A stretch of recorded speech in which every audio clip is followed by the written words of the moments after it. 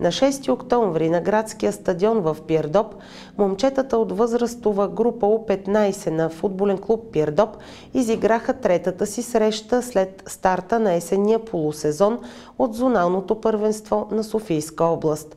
Възпитаниците на Красимир Пастушки и Пламен Минчев посрещнаха своите връстници от футболен клуб Ком 98 Годеч.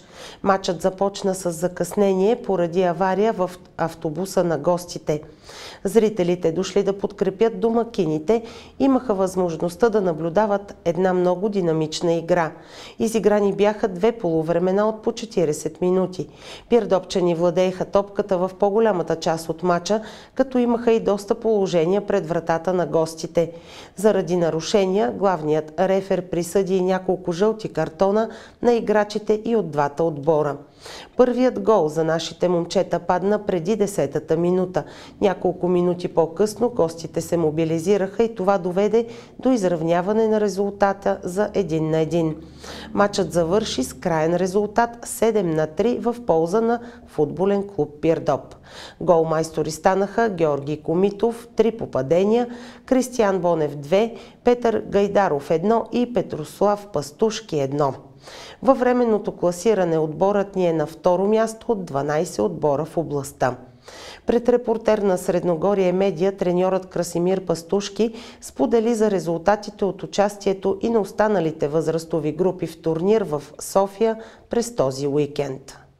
Тази седмица 4 от възрастовите групи на ФК Пирдоп взеха участие в футболни матчове.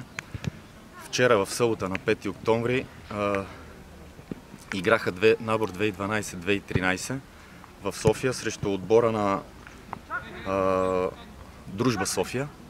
Спечелихме срещата с 7-1.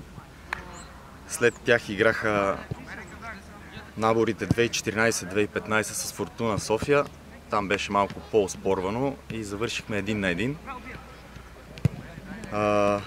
Най-малките представители също направиха дебют. Набор 2016, 2017, 2018. Те се изправиха срещу отбора на Академия Мечта София. Загубихме матча с резултатния 11-7, но пък имаше доста емоции за децата и за родителите също, които присъстваха и ни подкрепяха на матча. Следващата седмица пирдопските футболисти ще премерят сили в Самоков срещу футболен клуб Рилски спортист.